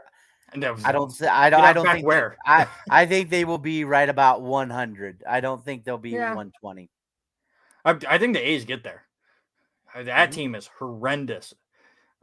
Seth Brown is their best player, a former LC Warrior. He's hurt. I don't know if he's back yet, but he's been hurt. See if they end up moving him or not. They're continuing to tank. It's just a horrendous team in a horrendous ballpark. It's just brutal. They may end up with more losses than they do have fans in the stands at times, and it's just a bad time. The Royals will be interesting, but I do think the A's get to 120 or more losses, and it's just crazy to think about. Yeah, we've been talking about. Seth Brown is not in the lineup tonight against the Mariners. I believe he's still hurt. But talking about the crazy stolen base numbers and the difference of the bigger bases and the fewer times you can throw over to first. And talking about 50 stolen base guys, and you just don't, you just continue to not believe it. But how about this one? I'm going to continue to throw things at you till you start believing this stuff, okay? Okay. There will be more 40-plus stolen base players than 30-plus home run players this season. Now, coming into today, there were 8 players that had 10 or more stolen bases and just 4 players with 10 or more home runs on the year. And then Volpe had 2 more, which got him up over 10 today. Of course, he did it on my fantasy bench, but that's neither here nor there. So what do you think? Did we finally get you to believe something with these stolen bases, sir? I want to say yes, just because of one thing. Yeah, I don't know. I think for me, as much as the base expanded a little bit, I think more it's to the pitch clock, and you can only throw over to first base. Twice, and so they have to gauge it, and I think that is what's adding a little bit to it. And I even told you about it, and I just looked it up to double check. Yes, sir, they did give Nelson Cruz a stolen base last Thursday. If Nelson Cruz can steal a base, I think anybody's going to be able to steal a base. So yeah, absolutely. There will be 40 players. I think we might hit 40. Way more than. People are going to hit 40. People are going to hit 50. Yeah. I forget what our original Believe It or Not was, but whatever that number is, but it's happening. All right, last one, and I kind of jinxed them both today. Yeah, for sure. The Cy Young winners, believe it or not, will be Garrett Cole and Zach Gallen. So I say that, and then Garrett Cole gives up a couple of runs, ends up with a no decision. But coming into the day, he was 5-0. With a 1.11 ERA, 44 strikeouts, and 11 walks in 6 starts. I'll give you a couple of the other nominees early on in the year. How about Eric's Shane McClanahan, who's 5-0 with a 2.12 ERA, 42 strikeouts, and 14 walks. Joe Ryan and Sonny Gray, both of Minnesota, are a combined 9-0. Sonny Gray has a 0.77 ERA to start the year, 41 strikeouts, 12 walks in his 6 starts. And of course, Shohei Ohtani is always going to be in the consideration. He's 4-0 with a 1.85 ERA, 46 strikeouts, and 17 walks. Zach Gallen had not given up an earned run in his last 4 starts. His last 4 starts, he went 4-0 with a 0.00 ERA and 41 strikeouts and 1 walk. Of course, what does he do in the first inning today? Gives up a run. So I apologize to Gallen for jinxing him. As Denny brings up, Kershaw is one of the other ones off to a hot start, 5-1 on the year, 1.89 ERA, 41 strikeouts, 5 walks. Justin Steele of the Cubs, 4-0 with a 1.49 ERA, 32 Ks and 11 walks. And Spencer Strider off to a great start as well. He is 4-0, 2.57 ERA, 57 strikeouts and 14 walks. So again, is it going to be Cole and Gallen as your 2 Cy Young winners? I have picked him as, and he's been my pitcher of the week a couple of times. And Garrett Cole, he had a little bit of a shaky start today, and it happened. It was after you had typed this. He come out, 70 gives up pitches right at 80 pitches in the 4th inning. So I think that I think Garrett Cole is that guy. As far as the NL, I think it's going to be Clayton. I mean, as much as he is doing right now, he's off to unbelievable start. Only walked 5 guys right now, and so I think it's quite interesting how he's going to be. He's such a homer. Well, I'm going to ask you something, and I'm going to ask you if you've seen this, and it's just because I saw it today on MLB Tonight. Did you know Dan Plesac does his top 25 weekly picks of pitchers? No. And they were talking about the top 5 and looking at the Twitter page and all that. He has Garrett Cole number 1, Shohei Ohtani number 2, McClanahan, Gallen, and Strider 1 through 5. Mm-hmm. And he does not have on that top 5. He doesn't have Sonny Gray, and he doesn't have Clayton Kershaw. And you look at the numbers those guys have. Is it that Ohtani and Strider are that much better than these two? Harry says he does that monthly. Is it monthly? Yeah. So maybe he just hasn't So maybe he just hasn't updated stuff. But no, he said he did it May 1st. So he did it this weekend because I was listening to him talk about it. Maybe he's just waiting for Kershaw to get injured. Well, I mean, the big name he'll throw on there is Sonny Gray, 4-0 right now, and he's sub 1 on the ERA. So it's going to be interesting, but it almost boils into that same thing we talk about. You really can't judge anything until after that first, until Memorial Day, that 1st of June. Mm-hmm. All right. So, I'm going to say the same. I will not believe it. I do think before that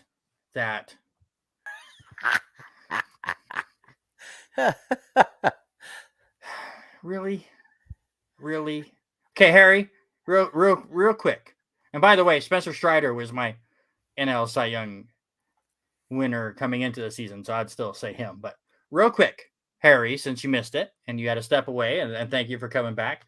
Best number 2s in sports. Okay. Robert took Scottie Pippen, the combo of Tom Brady and Rob Gronkowski, and Tommy Lasorda. I took Derek Jeter, Rusty Wallace, and the curveball. There you go. That was our draft, and that's how it went. I will let you decide how it went. Eric, I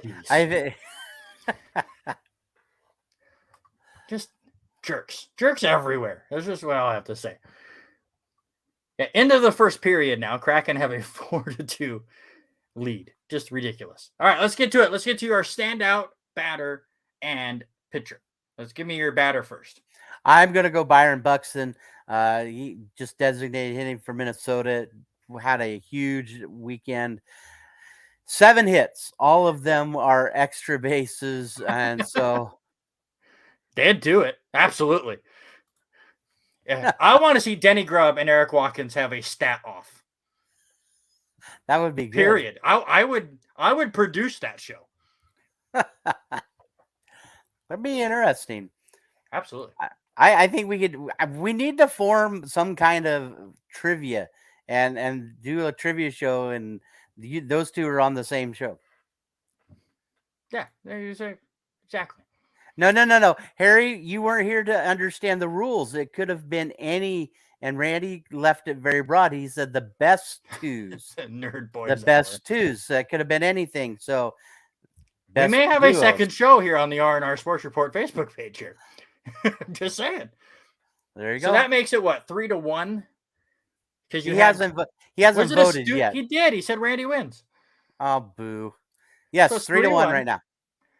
Denny, is your black and orange offer still on the table? If I switch to a shirt that has black and orange on it, are you going to switch your vote? Then I just have to get another vote because we'd be tied 2-2. Now we're in the temptation mode. Did you say your standout player?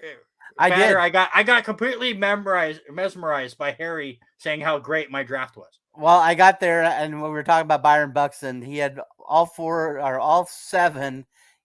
Yes, Haley, just say Robert wins. No, Randy, you can't do that. No, it doesn't count. It does.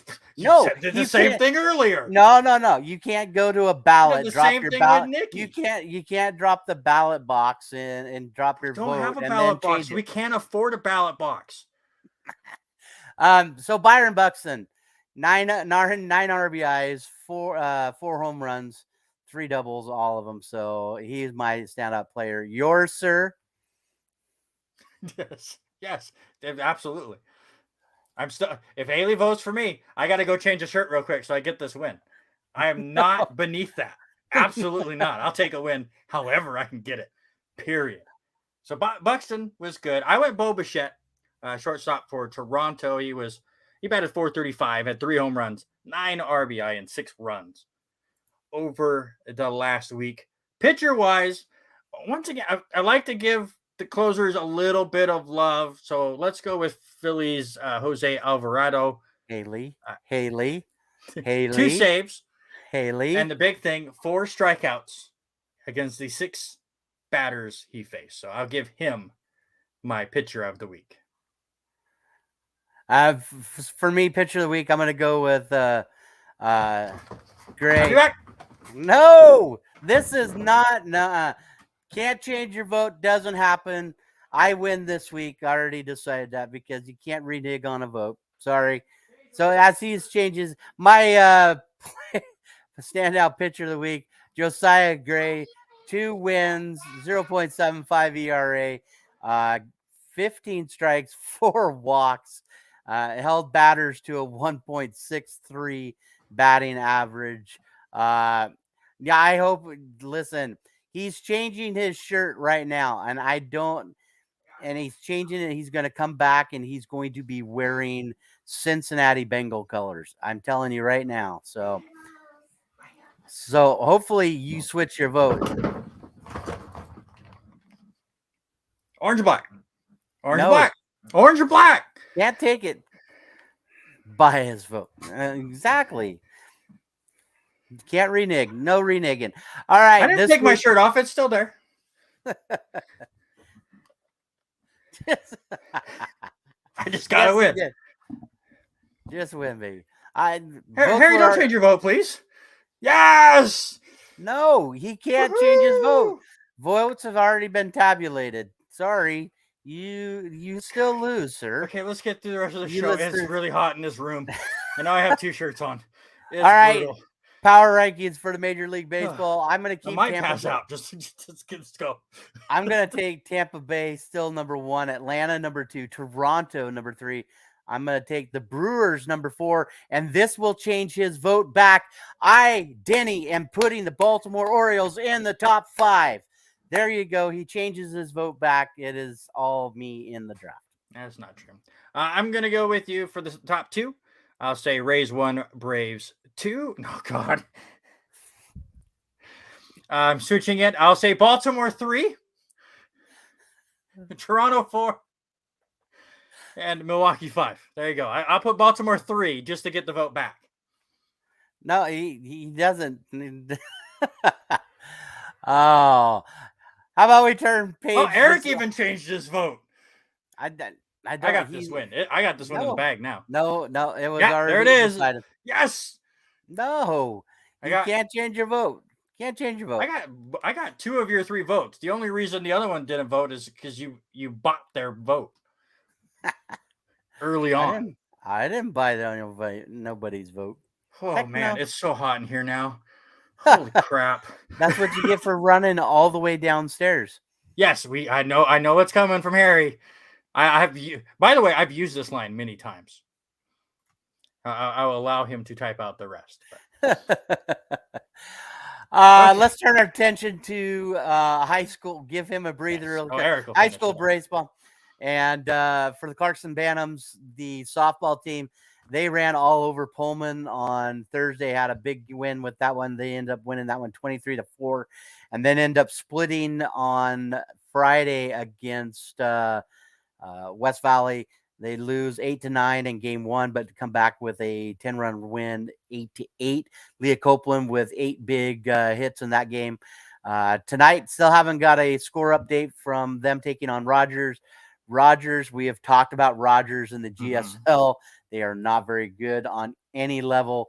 I'm assuming the Bantams came away with a win tonight. I will be looking for that.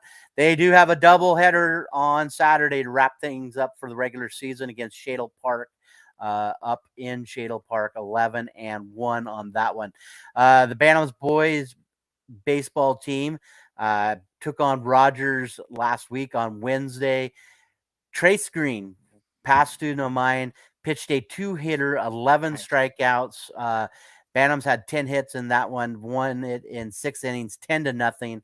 And then they ended up picking up a doubleheader loss to West Valley. Ran into Buzzsaw, lost 6-4 and 6-2 on Friday afternoon. So the Bantams now 14-3, 10-3 in conference play. They enter tomorrow. They have a game against Pullman in Pullman, and then a doubleheader at Shadle Park to wrap up the regular season. Real quick, Denny, to answer your question, what is a Brooklyn in bowling? It's when you get a strike by hitting the opposite side of the head pin from which your throwing hand is. So if you're bowling with your right hand, you hit the left side of the head pin and still knock everything down. Left-handers, it's the opposite. They hit the right side. That is what a Brooklyn strike is, which is why I've named one of my teams once, like the Brooklyn Bombers or something. But yes, absolutely. Thank you so much for once again hanging out with us and coming up with a way for me to win your vote. I appreciate it, and I thank you so much. It's so hot. It's so hot in here. Oh, okay. I have slight updates as far as Lewiston goes. Have not heard how game number 2 went, which again really changes our schedule as far as next week goes. But Lewiston really has to win both of these baseball games. And boy, did they do a fantastic job in game number 1. Lewiston defeated Post Falls 16-0 in the first game with 6 dingers. I agree with this. We once we get done with the local high school stuff, we will talk about it. And again, I'll congratulate Eric for his team's victory. And I'm actually going to say I was happy with the way that game went down, and I'll tell you why in a moment. But yeah, 16-0 with 6 home runs in that game. The softball team split their 2 games. They were also playing Post Falls. So again, district start next week.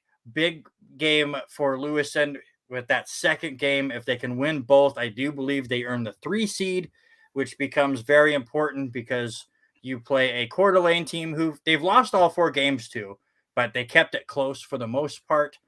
And then if the seeds hold on and it ends up being the 3 seed versus the 4 seed in the loser out game, Lewiston would host that game a week from today to try to keep their season alive. And that's very big, not only for them, but for me, because then if that is the case, then, I can make it back here for the show in time. We might be a little late at that point, but again, we will keep you posted on the Facebook page what the schedule will be like.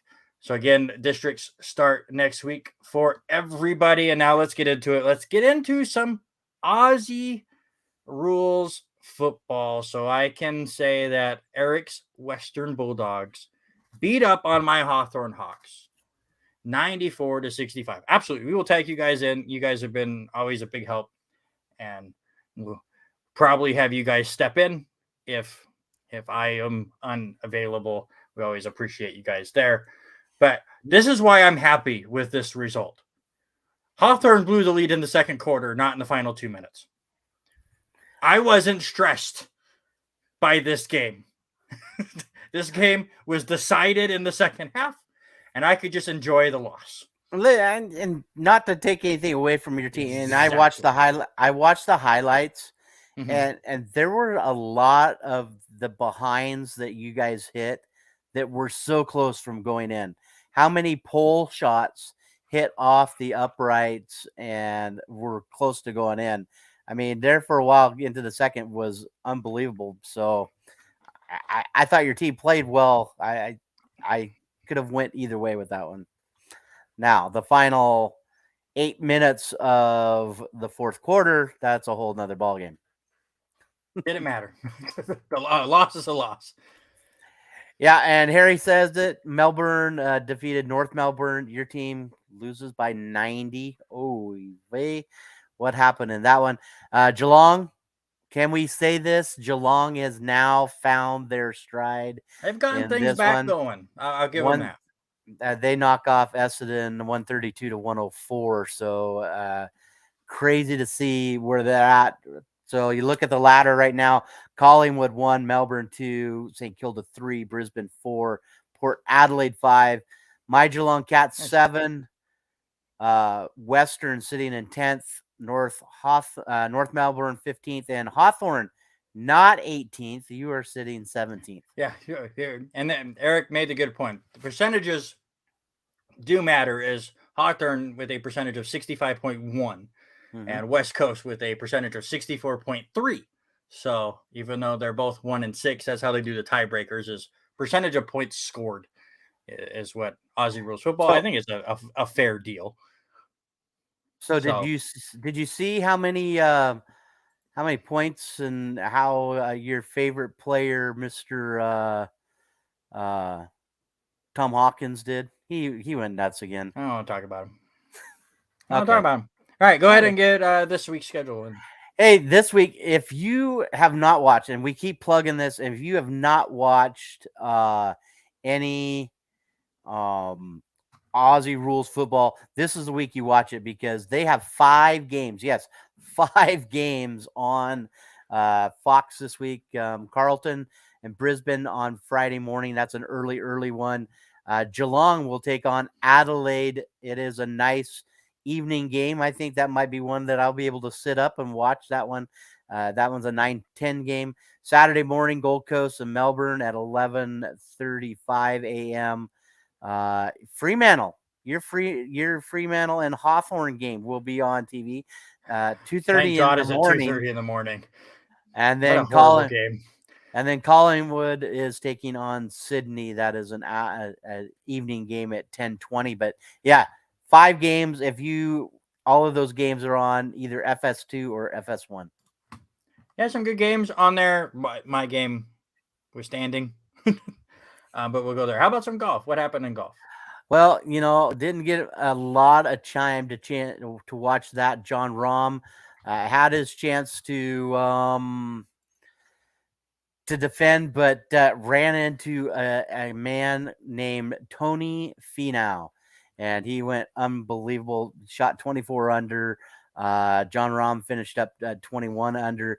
Rahm now, here's the biggest thing, wasn't really big competition at the Mexico Open. I think the bigger part is this one is John Rahm has already made $14 million this year, winning 2 majors. He has now broke Scotty Scheffler's record of $14.1 million last year. He has now beat it, and the season isn't even halfway over yet. So hats off to John Rahm in playing his 12 tournaments so far. Go ahead. So hats off to him. PGA is back on the road again and heading to Quail Hollow in Charlotte, North Carolina. One of my favorite, the Wells Fargo Championship this weekend. Max Homa is the defending champion, and our boy Joel Damon will be playing this weekend. I don't know if I'll get up and watch that, as it's a 4:23 tee off time, so I'll have to watch his round elsewhere. But Or just he'll see how be he playing. does. He'll be playing with JB Holmes and Eric Van Ruin. With that being said, did you see our friend of the show? Mhm. It's commercial that he. You heard a second of it as I was prepping it up. Hopefully this does not get us copyright struck on YouTube, but it is a commercial. I died laughing. Gino Bonelli, who has been on the show before, he is the caddy of Joel Damon, Lewiston, Idaho native, got himself a sponsor deal and just shows his humor. And we're going to play the commercial now. And I think Eric and Harry, you guys are going to love this commercial. It's so funny. It's just so great. I saw this earlier today too. It's fantastic. Here you go. A caddy's most important job is to care for his golfers' balls. Balls are the most important part of the game. That's why we put them on a pedestal. Literally. Treat your balls well, and they will soar like eagles. Ignore them, and they end up scuffed and stuck in the rough. As caddies, we must protect our golfers' balls at all costs, keeping them from getting wet or from getting lost in the brush, protection from all hazards. Because at this level, those who carry the balls get no mulligans. And while the balls get all the glory on the scorecard, one should never forget the bag. Because if you think about it, that's what holds all the balls. At the end of the day, a caddy cannot care for a ball on the green if he neglects the balls in his pants. Because every set of balls deserves a proper caddy.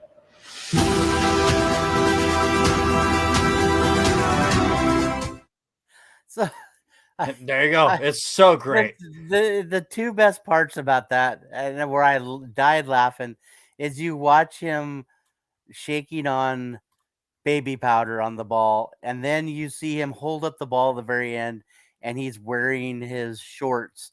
His underwear. It's an underwear commercial. Yeah, that are like skin tight shorts on. It was priceless. It was funny. It's so good. This again, Eric and Harry, when you get your show back up and running, you got to get them as a sponsor so you can just continue to play that ad because it fits perfect and it's so great. And I'm very happy for Gino. And just shows the humor that guy has. And it's just so much fun. I need an adult. No adults here on the show.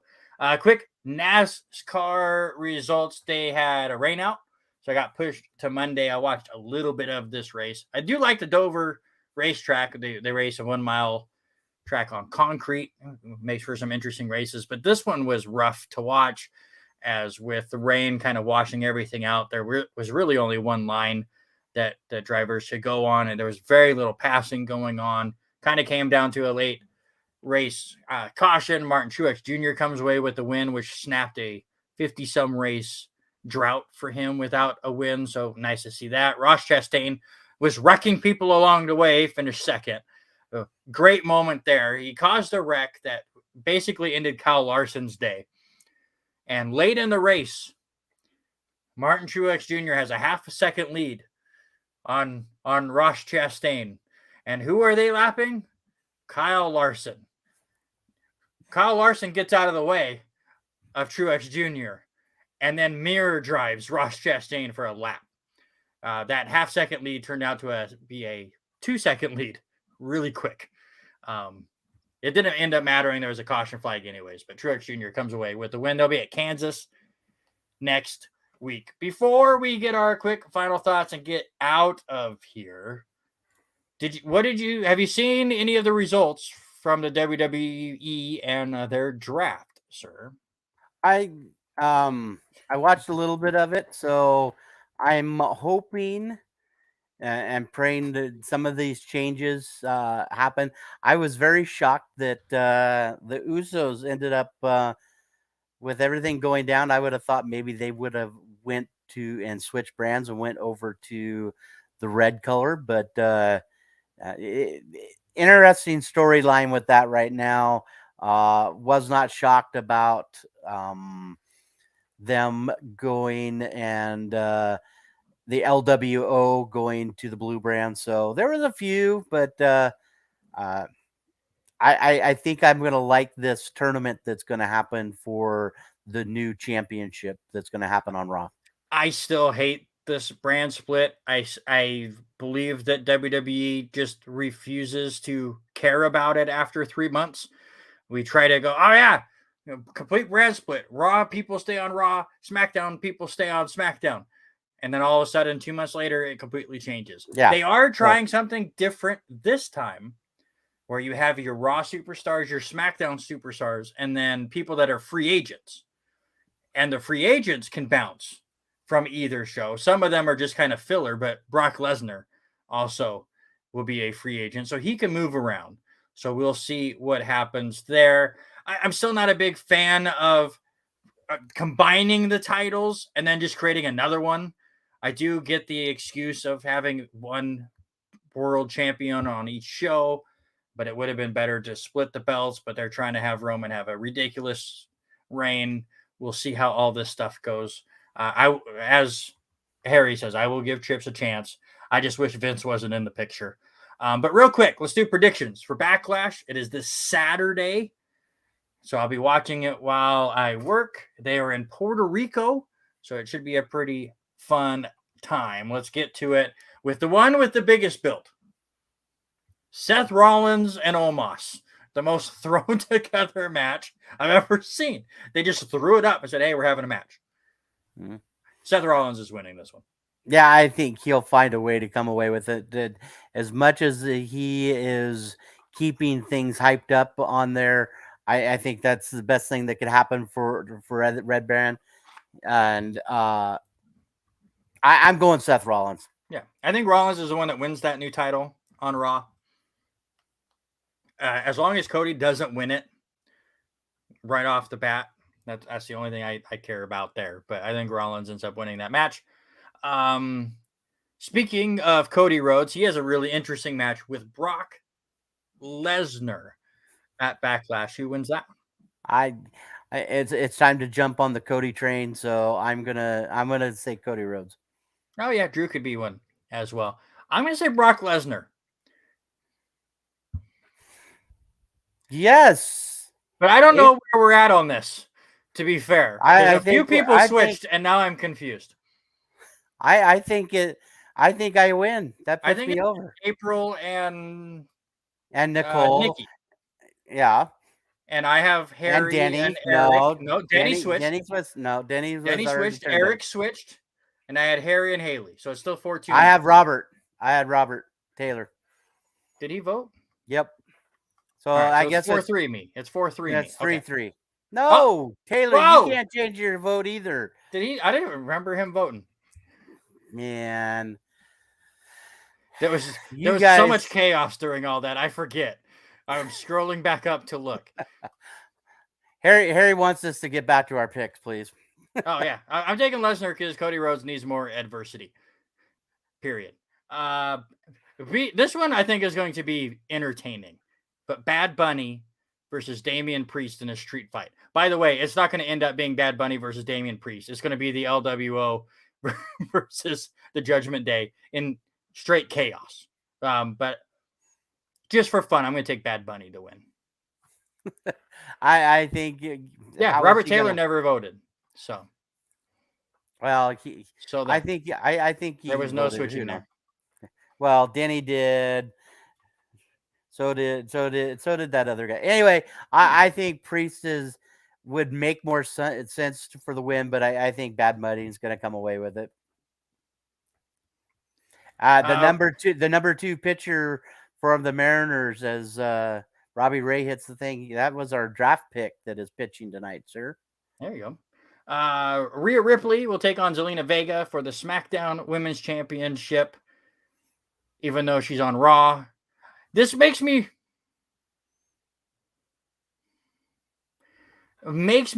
want to say that both titles are going to change just for chaos. I don't want to see them just stand there and go, here, you can have this belt. But that just changes it messes the history up. It's just they're going to switch up. You're not going to have the red belt on SmackDown and the blue belt on Raw. It's just a complete mess. But however, zero chance Zelina Vega beats Rhea Ripley. So Ripley wins. Yeah, Rhea will obliterate that match. I think that will be the fastest match of the night, less than 10 minutes. And then Bianca Belair versus Io Sky for the Raw Women's Championship. If a title was to change hands at this show, I would see this one. However, the way they built Bianca, they're not going to have her lose at Backlash. But I love Io Sky. But I will say Bianca Belair. Yeah, Possibly because Bayley screws things up. I would think that is the main thing behind it in that storyline, and I'm gonna say the same thing. Bianca Belair comes away with the win. Oh, Bianca is not boring. You take that back. Bianca's been fantastic. What else do we have? Austin Theory versus Bobby Lashley versus Bronson Reed in a triple threat for the United States title. Who you got? And listen, I'm over the triple threat, the 6-man tag stuff. Come on, let's stay with 2 and 1-on-1. As much as I think Theory's going to do it, but I love what they're doing with Bronson Reed. I'd like to see Bronson Reed win it, but I think Theory comes away. A-Town down. Period. Austin Theory is going to sneak out with the win and come away with the victory. I like what they're doing with him. I know a lot of people find him boring or whatever, but he's a young superstar, very up and coming, and I think they continue to really push him. And I think it's going to work out really well, especially with him moving to SmackDown. And then I'm guessing this would be the main event of this show.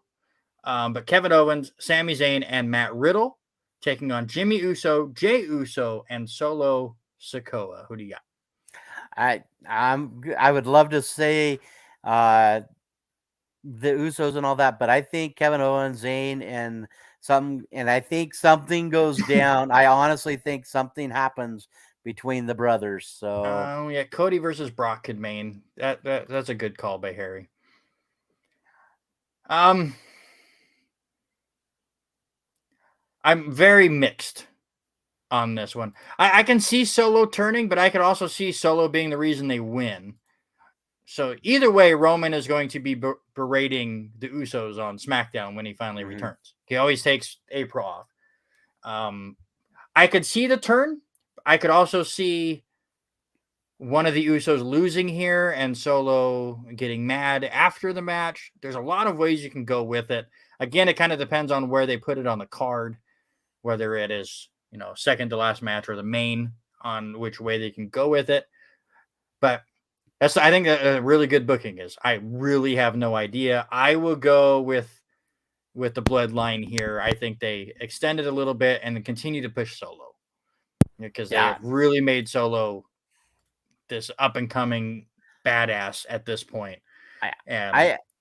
I think this is the event that we see the separation between the guys. Well, especially with Kevin Owens and Sami Zayn moving to Raw, we're no longer going to get Sami interacting with the with the Usos, so we can kind of just take this storyline in a little bit different direction. And I'm very curious where they go with it, especially with some of the bigger shows that they have coming up. One in Saudi, you have the UK show for Money in the Bank, SummerSlam, of course. So there's a lot of big events coming up this summer that the WWE can do some fun with. I believe that is all the matches that have been announced. I'm very happy with some of the NXT call-ups. I don't think Shawn Michaels liked them. Well, not much you can do. Yeah, I'm curious if they do the same thing and just combine the 2 straps that Owens and Sami has and create new ones on SmackDown. I don't know. But they brought up some pretty good tag teams on SmackDown. So at least we have some depth. I'm so excited for Pretty Deadly to be up there. Grayson Waller. Yeah, I'm with Harry. He's fantastic. Why am I blanking on the To the Moon guy? Cameron Grimes. God, I was losing my mind. Cameron Grimes is going to be a complete star as well. A couple of the women they brought up should be pretty good. A couple of women tag teams that were brought up. So please use the women's tag team championships, please. But there you go. That is going to do it for. Go ahead. I was just update really quick. Your New York Knicks come away with the win, 111-105. And right now it is all tied up 44 apiece between the Lakers and the Warriors. There you go. I'm going to quickly refresh, see if... No update on the Forgive. second game yet. NXT used to be so good, and then it just kind of got butchered. And now it's back to the developmental league that it's supposed to. Yeah, cracking up 4-2. Absolutely insane. Keep it going. Again, keep an eye on the Facebook page as to what we're going to do on next week's show. It kind of depends on what Lewis and Baseball does, if I'm going to be in the Coeur d'Alene area or if they will be playing at home. And it kind of depend on if we have a guest for just the beginning part, for the whole show. We will keep you updated there. Thank you for everyone that understood the importance of this win for me and how much I was going to go out and get this victory. So thank you so much. 2 in a row for me. And it is your turn to come up with a topic. Next week, hopefully we'll be able to have the draft, because hopefully I can be back on the show. But this is a fun one. I have to end the show and get out of this stuff because I am sweating so bad right now. It is horrendous in this office wearing a jersey. Oh my goodness. But thank you so much for hanging out with us for the 132nd edition of the R&R Sports Report. We appreciate you guys so much. That's Robert Hagan. I'm Randy Isbell. This is the R&R Sports Report, and we